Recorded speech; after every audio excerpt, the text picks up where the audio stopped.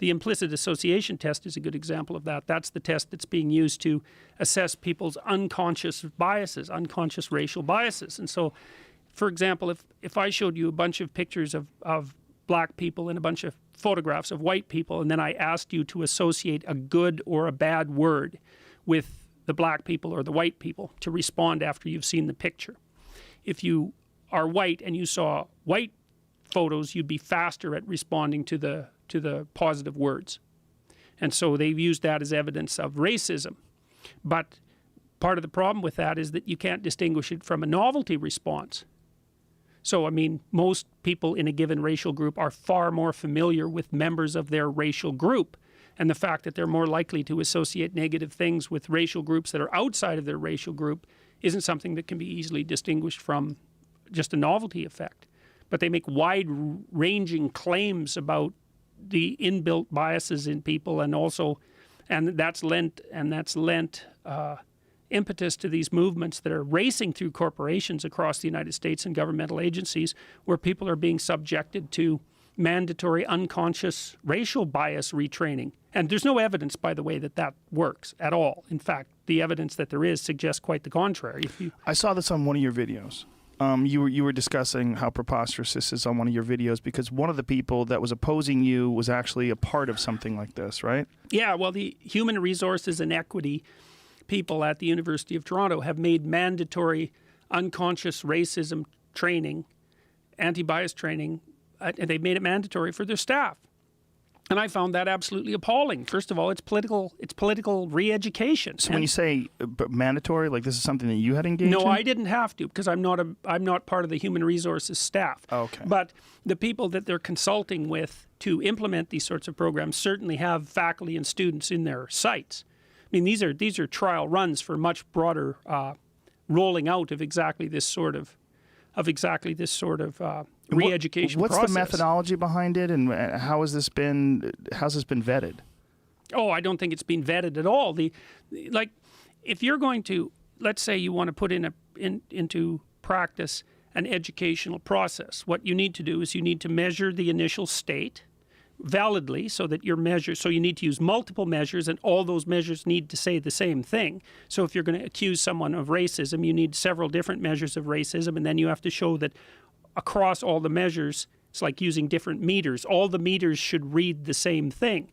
Then you have to implement your educational intervention, carefully defined. Then you have to see afterwards if the consequence of the educational effort was a reduction in those initial indices, those initial measures. That sort of thing, when it's been done at all, has showed that educational interventions of that sort that are mandatory actually make racism and bias worse rather than better. But why let a few facts stop you? Because we already know from the postmodernists that there's no such thing as facts anyways.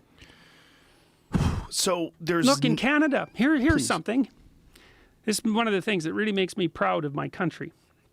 Our government has now announced that the judiciary in Canada will be selected. If you're going to be a candidate to be a judge, you have to produce a dossier that specifies your identities, whatever they happen to be, racial, ethnic, religious.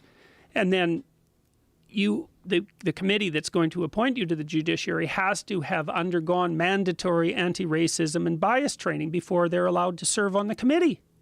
So basically, we've set up a situation in Canada where the people who select our judges have to go a kind of indoctrination that has no validity from a scientific perspective before they're allowed to select our judges. Now, who's enforcing this? Where did this come from? The Justice Minister. But the Federal Justice Minister. Where did this program come from? Oh, like, there's all sorts of people who are offering these programs now. And so it's become a growth industry. But what is their qualifications?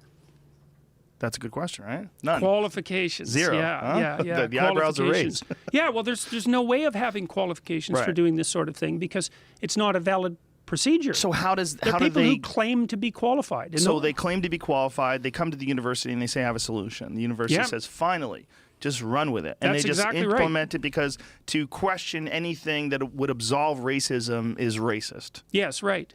Yes, and they did that in collaboration with the Black Liberation Collective, which Explain that one, because that one's adorable.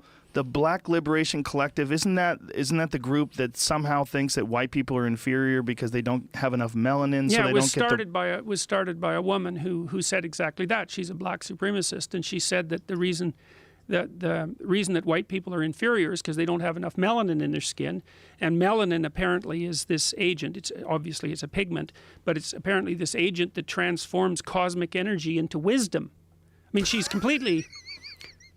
You can make up your own mind about her. And then the other person who started the Black Liberation Collective is a woman who used to work for the University of Toronto Students' Union, who is now being pursued by that students' union for embezzling $300,000 from that organization with the help of a couple of her cronies. Well, why let a few facts stand in the way of abolishing racism? Yeah, well, they also university? are perfectly willing to promote violent means of social transformation, and the university claims that it's in favor of safety. You know, because they've gone after me because my refusal to use compelled pronouns has apparently made the campus unsafe. But they're perfectly willing to take advice from the Black Liberation Collective, and not only are they willing to take advice from them and not disavow them despite their support for violent means of social revolution, they're also pushing equality of outcome on their employees. And the people who taught their mandatory anti-racism and anti-bias training programs said outright in their training material, which I have copies of, that any institution that doesn't have equality of outcome as part of its characteristic at every level of the power organization is corrupt and should be restructured. But that pales in comparison to my refusal to use compelled pronouns, obviously. I just don't understand how this gets so far. I just don't understand how no one has, there's no rational thinking involved in the administration and the people that are implementing these ideas. I just don't understand how it gets to the point where... things get to terrible places one tiny step at a time. You know, if I encroach on you and I'm sophisticated about it, I'm going to encroach 2 millimeters. I'm going to encroach right to the point where you start to protest. Then I'm going to stop. Then I'm going to wait. Then you're going to calm down. Then I'm going to encroach again right to the point where you protest. Then I'm going to stop. Then I'm going to wait. And I'm just going to do that forever. And before you know it, you're going to be back 3 miles from where you started, and you'll have done it one step at a time. And then you'll go, oh, how'd I get here? And the answer was, well, I pushed you a little farther than you should have gone, and you agreed. And so then I pushed you a little farther than you should